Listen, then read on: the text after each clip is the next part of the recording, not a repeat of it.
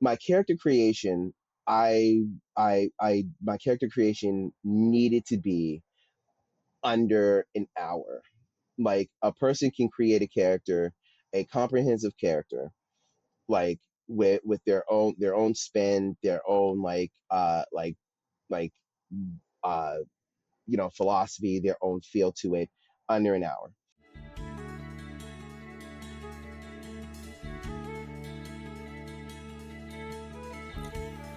Do you feel continually let down by modern media? Do you miss the good old days, back when all that mattered was a good story and not some agenda?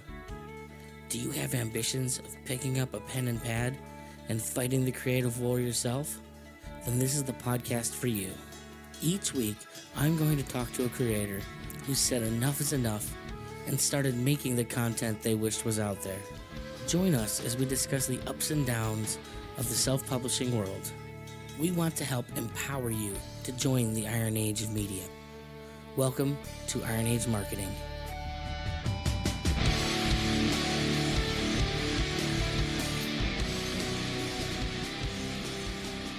Welcome, everyone, to another episode of Iron Age Marketing. I am Nikki P, here as always. My guest today is Mr. Randall Harris. How you doing today, Randall? Feeling great, actually. It's a beautiful Friday morning. It's probably a little bit warmer than I like it to be, but that's the general state of things here in Ohio right now. It's always a little warmer than I want it to be. It's starting to feel like fall up here in New Hampshire. So, and you guys have beautiful falls up there. There's somewhere floating around up there. There's a cell phone that we paid $1,500 for that flew off the roof of a car when we were traveling. Someday I'll forgive my wife for that, but hey, you probably blessed somebody, to be honest. Look, a phone. I think it's somewhere off the side of one of the White Mountains, so I don't know if it made it. Probably just pissed off a moose.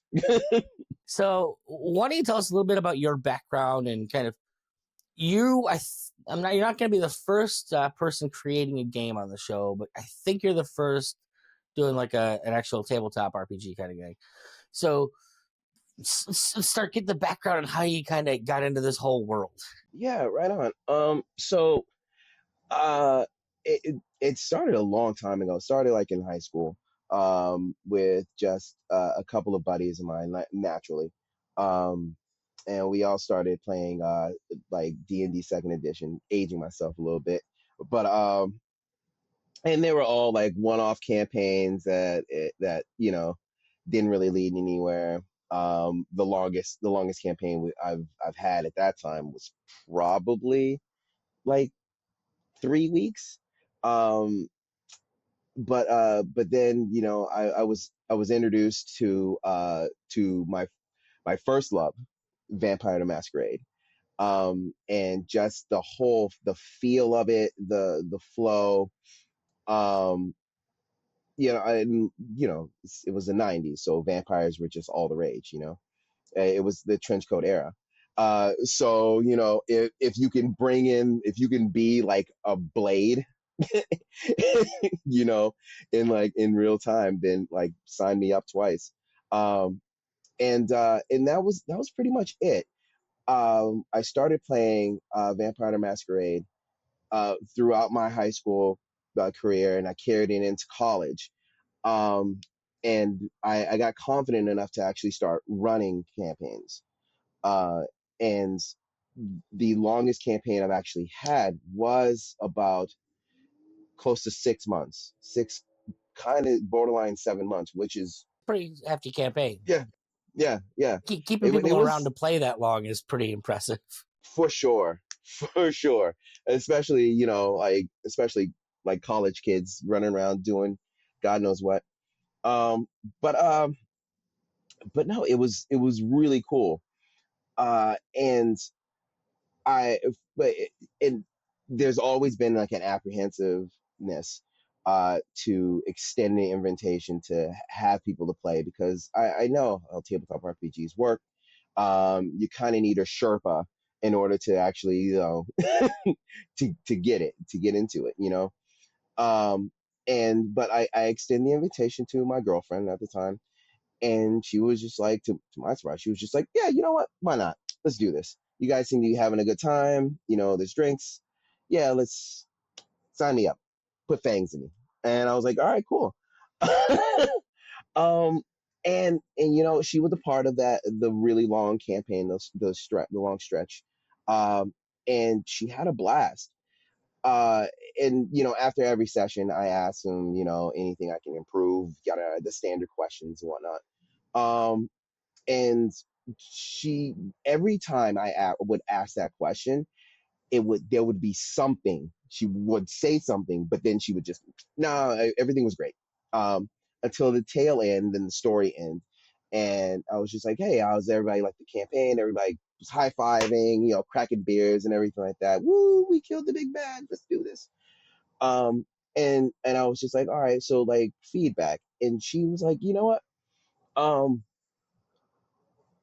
it was very, very hard to get into the game.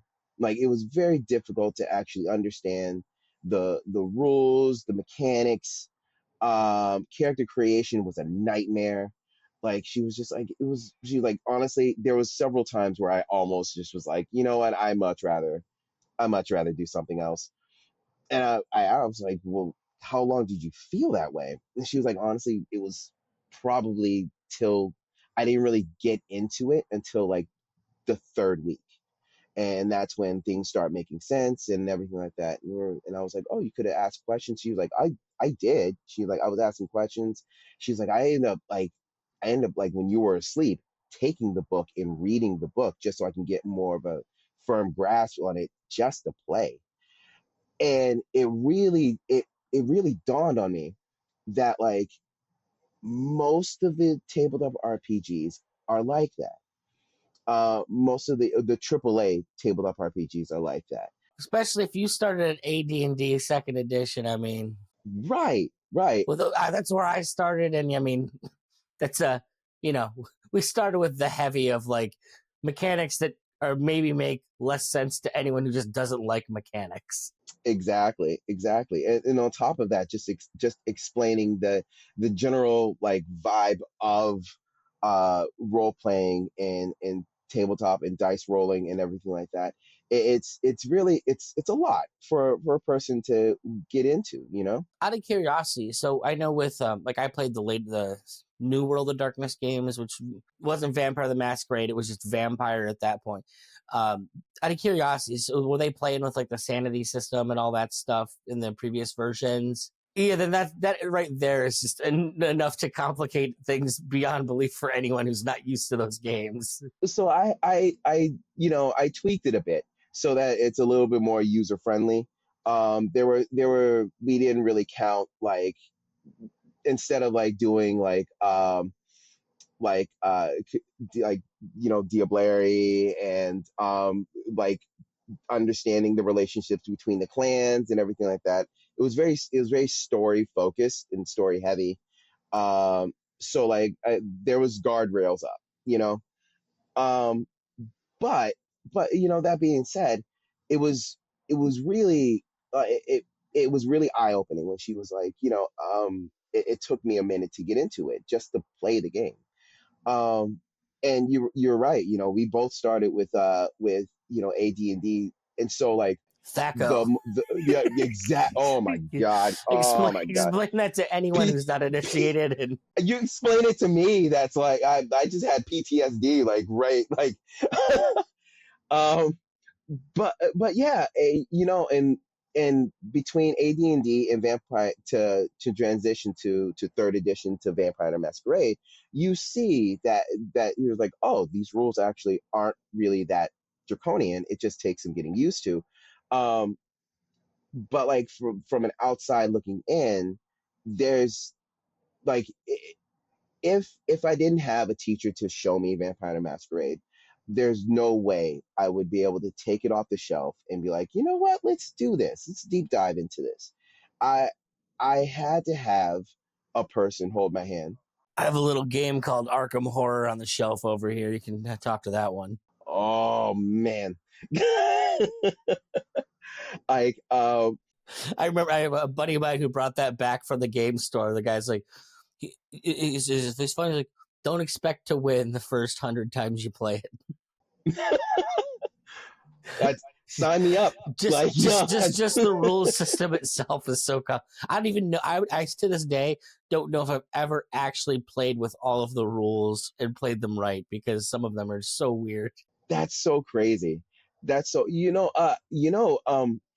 it took me, honestly, it took me probably 6 to 7 plays to actually like get through a game of House of Haunted Hill. Yeah, and just because it's just so there's so many. Like, and don't get me wrong, I love it. Like in that game, the complexity is all about the actual the general gameplay.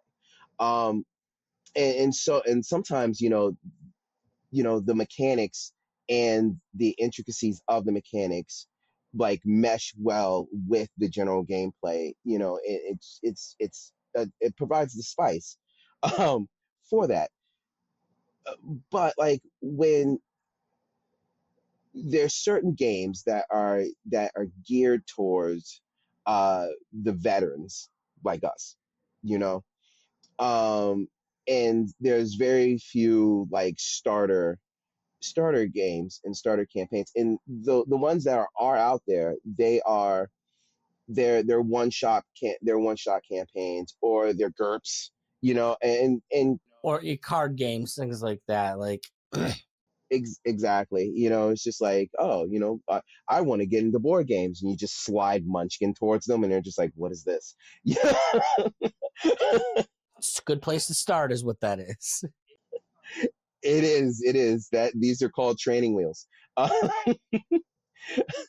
But like I I was like, there has to be a game that is very heavily fantasy driven, very story driven, has a robust um like history and lore, but also really easy to play and really easy to get into, and not just easy to play, but like easy to DM, to facilitate, to set up, to character create, and everything like that. And I scoured the earth, and I couldn't find a thing. So I was like, you know what? Let's make it. And so I started my company. Brings us to oh, oh, the transition. Hey. yeah. So tell us a little bit about Atlanta. It's Aalam there, right? Yeah, it's a lot. So yeah, well, first, I created a company called Backpacking Universe Games. And it started out, Alarm wasn't actually my first game. My first game was a game that I made with my partner, Antonio Purdue. He has his own company, Roswell Enterprise, and we were bored out of our minds, like on our fifth zombie movie, and he was just like, oh my god, these guys they all make the same dumb mistakes. And he was just like, you know what, I wish there was like a game. And I was like, you know what, it's 5 in the morning, we have nothing to do, so let's make it. And so we made like a very like it started out very slapdash tabletop RPG about games, not about games, but about zombies. And it blossomed into this really cool, really in-depth like zombie like game called LBHV, Life of a Biohazard Victim. And um oh my god, like we created different types of zombies and monsters and creatures like that. But like it that got shelved, for just personal reasons. A lot of things were happening in our lives. And so i I started thinking and like writing about like high fantasy. And I so Alam is a high fantasy steampunk tabletop RPG, with various aspects of things that I fell in love with when I was a kid. Um, I mean, there's just something about like there's something about um like summoning like a giant lightning like cloud and whatnot to just strike and explode a trolley that was like that's like headed towards towards a district, or just blending like deep fantasy like woods and forests with mechanical engineering. uh and there's something about that kind of aesthetic that's really pleasing to me. And I haven't seen something like that done really well. Well, there's Arcane, and Arcane's pretty good. Um, but it just in general, um, having that kind of aesthetic and having that kind of like background and world building was really pleasing to me. The first thing I did before I even put anything to before I put the pen to paper is I was like, okay, this has to be user friendly. It has to be a person has to be able to see the art, see the cover, and be like, okay, take it off the shelf, read it, and boom, I can invite four friends, and we can start rolling dice and slaying monsters within an hour and a half. You know, um, and so like that was really paramount to actually creating the game. And then I just put my own spice to it. So what do you declare as kind of like your own spice? What's the thing that makes it distinctly you? I'm curious. So the characters that I created are very they're unique, but they have a familiarity. Oh my god. um they're very familiar to to people who are into like high fantasy and everything like that. There's elves and there's but like my personal spice that I added to it was the dynamic of the race in there, because there's elves, but there's three types of elves. There's the common elves called the Vorsor, the high elves called the Magi, and the woodland kind of elves called the Groll. And they all stemmed from one family and broke off and did their own thing. There's there the In the hierarchy of elves, there's nine houses, and they all send down like rules and rule from on high. Um, there's the Orotho, um, who pretty much keep to themselves. They do not interact with anyone else. They are only interested in expanding, like very very very like expansionist kind of tribe. There's the Craven, which like loosely based off of a mixture of like, oh my god. So like the Craven they're probably my favorite. I love all my babies, but like they're probably my favorite just in sheer design, because they're nomadic, um, but they all have different tribes, and they all follow a set amount of like nomadic rules. Um, and when one tribe you know finds another, they they say hello through combat, pretty much. Okay, it's feeling very like gypsy to me, like those kind of people. Yeah, yeah, yeah. And so like but there's camaraderie there, um and so there's several other races, yeah, and humans are basically non-existent.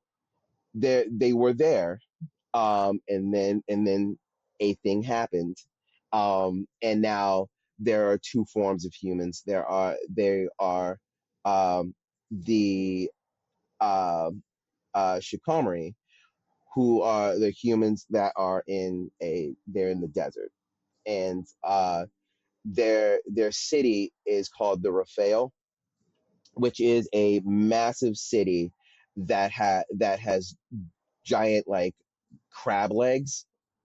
And whenever there's like heavy storms or like a really bad like monostorm that's happening in the desert, the legs retract and they extend a mass and they ride the winds of the storm. And then there's the DDA, the Doma de Agua, uh, and they are the remnants of uh, what remains of the human kingdom. And the only reason why they survived is because they were out in the water. They were far enough away from the catastrophe to not be affected. And their role is, um, we welcome everyone. Like everyone can fly underneath the banner of the boar. Um, and like there's just a bunch of other races and everything like that. Well, I thought we were getting rid of the complexity and the need to read like entire manuals and family histories, bro. That was the idea. Well, like then that's the thing. Like each person, like that's that the complexities is not in the story. The complexities are in the mechanics, and that's when people like are kind of like there's like a barrier. And so like that, and that's when I was just like, okay, let's have a very simple gameplay mechanic, but also scratch that min-max itch, you know. And so my mechanics are very simple. A D12, you know, do like does everything pretty much. Um, the the beauty about, let me back up. My character creation, my character creation needed to be under an hour. Like a person can create a character, a comprehensive character, like with their own spin, their own like uh philosophy, their own feel to it, under an hour. They can have their abilities, they can their perks, their racial like benefits and bonuses. All of that can be calculated within, right now, through several timing. Right now, the longest time it actually took, and this is like for children, that's between the age of uh and 12. They took probably like 30 minutes, 40 minutes to create a really cool, comprehensive character. So I kind of have to ask the question because of the era that we're in, and the big push, like racial bonuses, and you actually do have differences between different types of characters, not pretending that everyone is great at everything at all times and all that. Oh yeah, no. So I mean, I understand the ethos that drives that, but at the same time, like, let's take all the spice out of life by doing that. Like, oh, seriously, no. Let's like, and that's what boils down to every campaign, is everyone's like a walking forearm that can just one shot everything. Um, and one of the things that I really enjoy about tabletop RPGs is that you can actually build a party that's really diverse, and can specialize in one or two things. Um, but but you'll always get that person that's just like, oh man, I made a cleric, and I kind of want to be a cleric. clerics are awesome, but they're hard to play. They're kind of boring to play. Facts, you're not wrong. Let's just heal everybody in the party again. I'll be back here. And so like that's And that was really, honestly, that was me. I was that guy that I would pick a character, and like, and after several plays, I'm just like, I'm not really feeling it. Um, so so in the game, uh, so you essentially can play and be whatever role you want, whatever role you and your party need, you can be. And that's done by ways of weapon swapping. You get all of your abilities by equipping a weapon and then playing with that weapon and unlocking abilities. Okay, that's cool. That's an interesting mechanic. And the maximum amount of abilities you can equip is six. But between battles and between dungeons and raids, you can interswap those abilities. So if you want to make a sword and board, like, tank that can also like back up and hurl SUV sized fireballs at the battlefield, you can do that. No one will ever be shoehorned into a position, because potentially everyone can play every position. Now, that being said, because like again, we just talked about like walking forearms and everything like that. That you everyone has the potential to earn and build and create and have every ability in the game. There's over 160 abilities in the game. So you have the ability to learn every single one. It's going to take you a very, very long time, but you are essentially building your character exactly how you want it to be. Every character is like a personal fingerprint and thumbprint. It's personal to you, and it will be just like how you want to play it. That, but again, your party will dictate how, like, what character is needed and what character isn't. So if you're just like, man, we kind of got spanked last battle, we really, really, really need a tank, or we really need a healer or something like that. Somebody can just can be like, okay, I'll drop this weapon, I'll pick up this weapon, and I'll start learning magic. Without trying to get myself too far on this, because we have to shift a little bit. But so when you say weapons, is it always weapons, or is it like utility? Like, would a cleric it'd be kind of like a med kit, and the level of expertise you develop with the med kit, is it, or is it always a weapon? It's always a weapon. And so like, and the reason why I made it always a weapon is because there you're going to have people that really would like break the system, and by all means break this game. Like, I love it, but like, it's the pacing of how the game is going to be broken. And so if they can only learn one thing at a time, and like, because like a person that's been doing bow and arrow for forever, like, drops a bow and arrow and then picks up a staff, they're not going to know how to throw a fireball right off the bat. They're going to need practice. And so that's how they can learn like different skills. And again, they can swap those skills, uh whatever, like, to whatever they need, uh they feel like they need to do. um Also, there are team attacks in the game. So so if you say that you have your sword and board tank, um and you're fighting like this giant, uh like, ice golem or whatever, um you and your partner can perform a team attack. Your partner can cast a spell, hit you, and then you can the one of the spells is called batter up. Uh, so you flank the monster. One person rams into the monster, the other person hits the monster like a home run derby the monster and everything like that.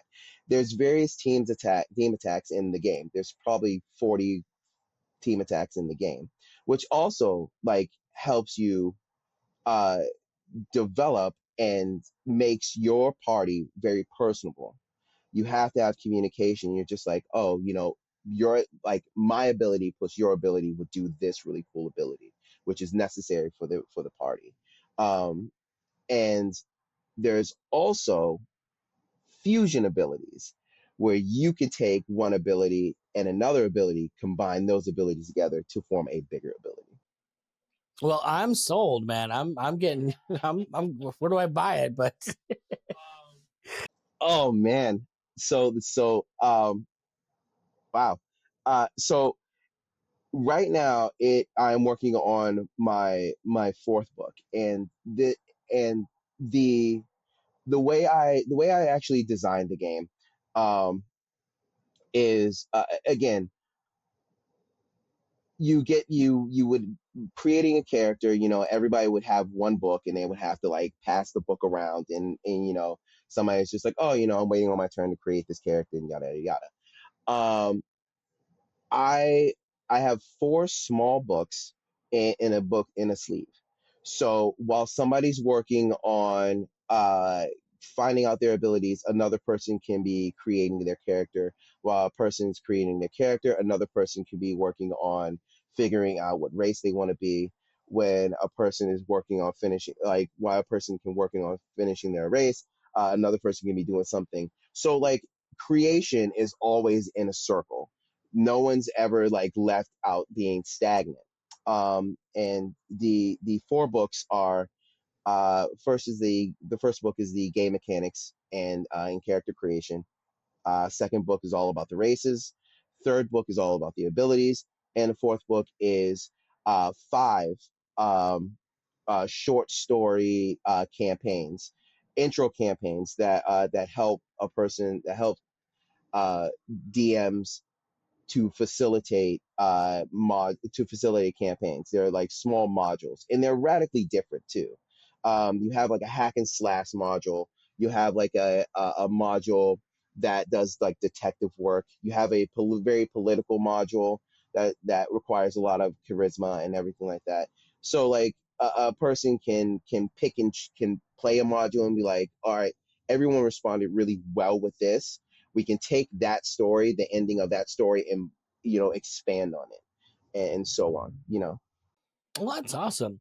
Well, this is gonna be end up being a longer episode than I usually do because Oh, I'm I'm sorry. I'm I'm sorry. too I know I'm too I'm just the problem is I'm too interested in what you're doing. Like I'm not wanting to push back. Like, oh, I like this. Where are we going with this? So as we talked about it, we know how the people that play these games are. We know how the people that create these games are. Like this is a particular type of person that tends to gravitate to. And when you say the word marketing to them, they kind of you get their hackles up like, ugh. But unless you cross that bridge, you're never going to sell the thing. So I'm curious, kind of, how have you been working on getting the game out there in front of people? When I first started this, like I had huge momentum.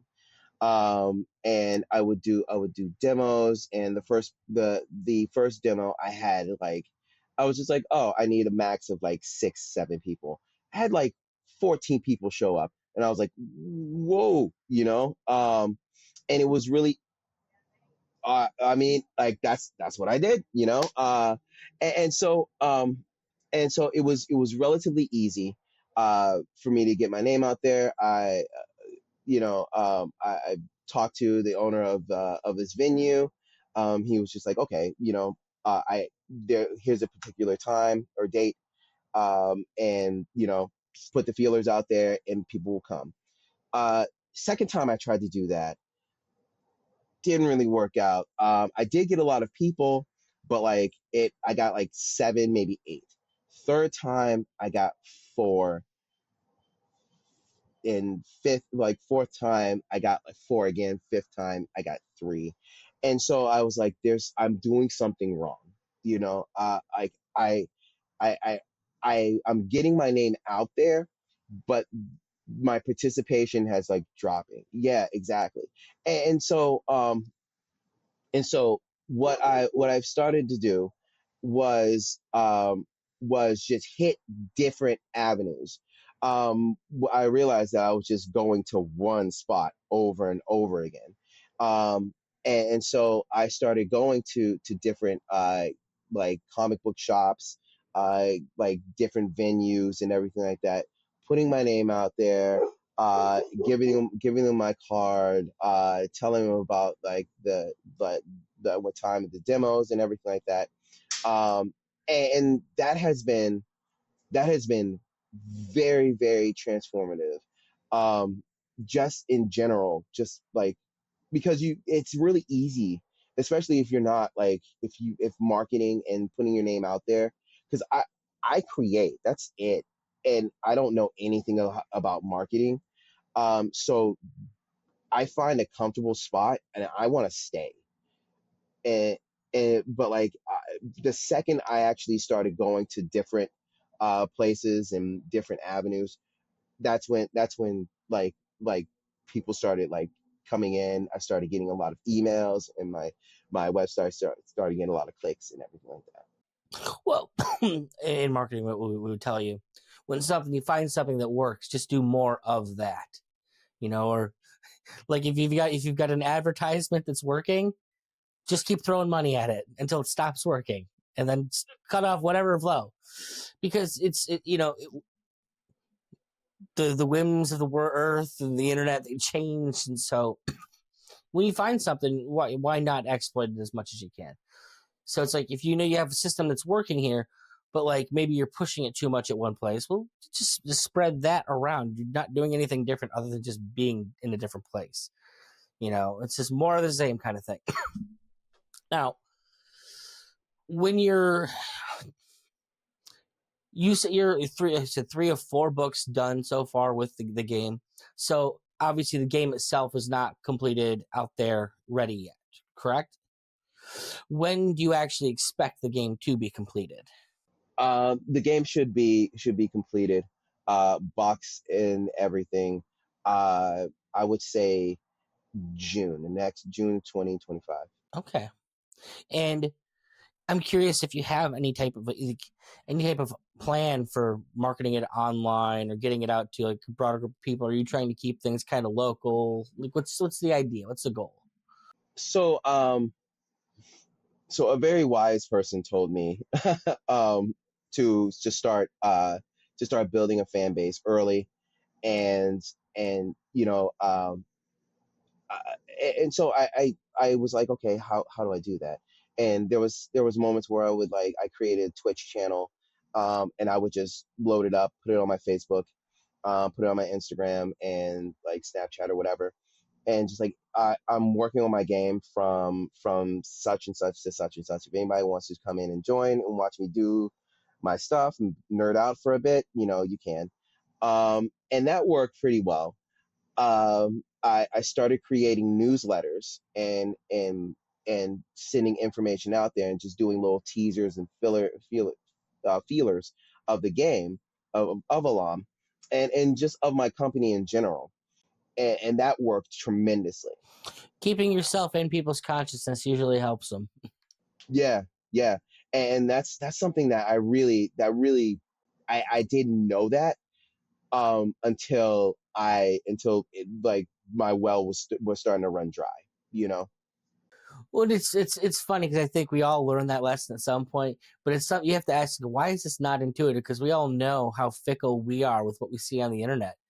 Like we're bombarded with so much every day that like we can very easily forget. Like you'll get this email in our box and it was like, it's been a couple months. I don't know when I signed up for that or why. I'm just get rid of this thing. Like keeping people remembering you fresh in their minds. Like if they liked you, they'll probably continue liking you, but you gotta make sure they don't forget why they liked you in the first place, kind of thing. Right, and like in me as like, because I again, this is my first time actually like selling and being an entrepreneur. So I've always been like a consumer, and I'm very, very, very, very aware of just being bombarded, you know. And like I was like, you know, I don't want to do that, but there's a reason why that's done, you know. Yes, you're going to reach the same people, over and over again, but you're really looking for that one person, those two or three people, that doesn't have the eye. Well, the one thing I always try and focus on anytime I'm like, oh, am I bugging people too much? Is you got to remember, like, almost everything you do, with the exception of email, it's all through the algorithm, and the algorithm hates showing you to people. So you think, oh, I posted 10 times today, but they saw you twice. That's solid. That's very true. It's like I just try to keep that in the back of my head. It's like no matter how much I think I'm posting, they're not seeing what I'm posting most of the time. So, just keep pushing, keep trying to get it out there. I'm curious, do you have like any involvement with like other game creators at all online? You have like a community of guys doing the same kind of stuff, or peers, you guess, that you kind of communicate with and hash ideas out with, things like that? And so that I don't. Um, there's a couple of my friends that are in this space, the tabletop RPG space, and video game space and whatnot. And I bounce ideas off of them very rarely. But as far as like me being a part of community, I don't, and like I really should, um, because there is there's a YouTuber that I it took me a while to get up the nerve to actually like send him an email and ask him very poignant questions. But once I did, oh man, it was awesome. I joined his Discord, and like I get a lot of feedback from his community, and because of that, because like I actually put myself out there, um like I'm like, it's helping me get my name out there, and it's helping me like hone my craft. But no, like I really should absolutely like be a part of a bunch a set amount of like indie creators who do this, because like they're really friendly and they're super cool. It's a select and a rarefied group of people that play games in the first place. So it's an even more select and rarefied group that creates games. And, being a small group of people, you always want to talk about the thing you're excited about. So, man, those guys are never more excited than to talk to somebody who knows the ropes in it. That's true. And so like, but like when you said like we are like a very small knit community, like I often ask myself why, like why is like tabletop RPGs and board games such a very niche community? Not enough Um, eh, homeschoolers. uh, You yeah, laugh, but all no, the homeschool families I know play D&D or whatever. I mean, but like not to go off in a tangent or anything like that, but like honestly, if it wasn't for COVID, then like the tabletop industry like exploded because of COVID. And the like tabletop RPGs became a thing, um, again because like that's pretty much all you had. Um, and Well, and then this might be part of like the issues in that industry. I will say is like you're an old head like me. Like we've played these games with a lot of types of people a long time. But if you spend 10 minutes on like TTRPG Twitter, you'll want to blow your brains out. Like the vitriol from like the you call it the woke camp, call it the conservative camp, and these people fighting each other. It's guys, we're all here to play games and have fun. Like, but everyone just wants to like, they want to pour all of their being into this. And it's like, well, at the end of the day, guys, this is just games. Like yeah, and like you'll have that absolutely. But like so circling back to when me and my friend Tone started the our zombie game LBHV. We had people that were just like ill, like we were trying to explain to them the game, and they're like, you mean like D&D? Ew.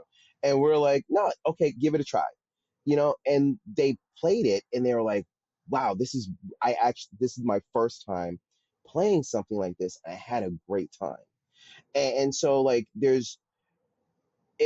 and I think that there's sort of like the gatekeeping is really really real in those type of industries, and I think some games are designed very they're designed very intricately o- for a reason. Like their targeted audience is us, our the old heads, and so that's why they have like these very extravagant games that are very expensive. Well, nothing more expensive than when you're like. Don't get me wrong, I love White Wolf and the game. And one thing I really loved about it was modular. You could start with just the basic storyteller system and then add a book as you went. And every like new thing you wanted, a new set of rules you wanted to add to the core book, you could go and buy that. But then again, I have a hard drive full of White Wolf PDFs off of Drive Through RPG, and I've spent way too much money acquiring. Oh man, you are talking to you are talking to the man that not only drank the Kool-Aid, I opened several Kool-Aid stands and got other people. I got every I have every small like offshoot book that did a deep dive to every like clan and every oh my god, I had like offshoots, I had werewolf, I I put so many people. I guarantee the CEO of like White Wolf was just like that Randall Harris. He thank you for the second yacht. Well, for me, I always loved the SAS system. To me, it was a perfect system. I like the D10 rules, where it's just like the whole successes failures. It made chance a real part of the game, which I liked. Like sometimes you just get unlucky with that, but it also made it feel like it wasn't so difficult that things would never happen, especially if you were smart about how you'd set up your if, how you would set up your character. Um, but like I always actually ran Mortals campaigns. Like I had fun with those because like the way the campaign I was actually running is I had a guy who wanted to be a midget mob boss, and so I kind of used him as like the center of the game, and so I was almost running like a film noir kind of thing. And the idea was I'd actually created rules for doppelgangers for the system, and was working up into a world where like doppelgangers existed, but they're like the idea was that they're kind of like genetic freaks where their DNA couldn't hold stable, so you needed to introduce new DNA for them to copy. That's awesome. That's so cool. But in that same system, like I had a friend who ran a vampire game, and he decided the idea was that he wanted to run a the game started on a boat, one of the we'll say wasn't maybe the Mayflower, but during that time period, and we just happened to be vampires on a boat coming to the new world as like the colonies were about to be created. And so like the depth and variation you could get in that game, like it was always loved it. But as much as I like that, I this the system that you kind of created with like the weapons, like, that to me just sounds so interesting. And like the ability to, if you can keep a character alive, to be able to like make the character what you need it to be as time progresses is very interesting. Yeah. Uh, the so one of the one things I really enjoyed about Vampire the Masquerade is that there you can make a character and that character is through and through an individual, and that character will always be unique, you know, and like but you know, the character as far as powers go, or your supernatural abilities, your character is on a train track, and they cannot deviate from that track, and so to fully customize your character is to fully customize your character, to say that, you know, like I want to, because like and you know, this happened to me a while ago when, you know, in my adult life I tried to, you know, join a campaign, and there was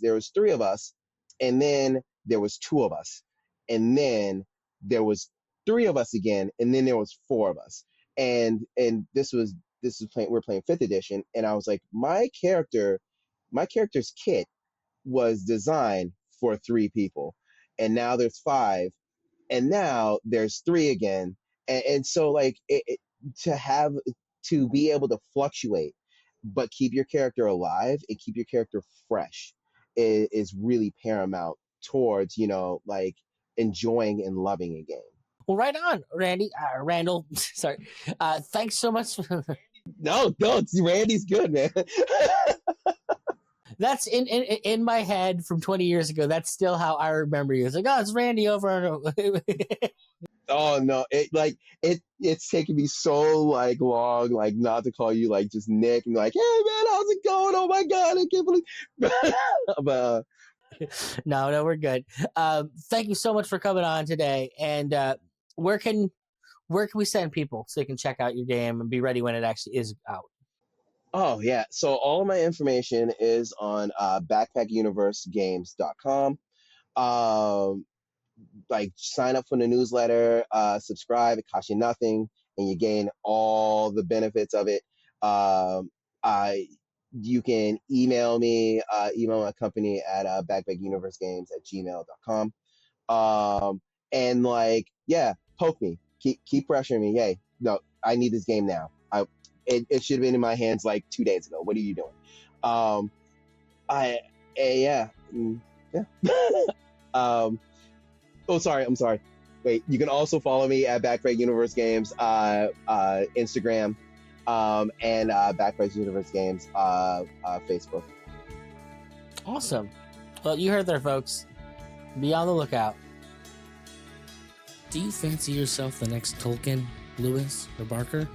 Maybe you just have something subversive to say. Hopefully this podcast is helping you. But maybe your ambitions are just a little bigger than you can handle on your own. Head over to ironeadsmarketing.com and let Nikki P help ensure your book doesn't release to nobody.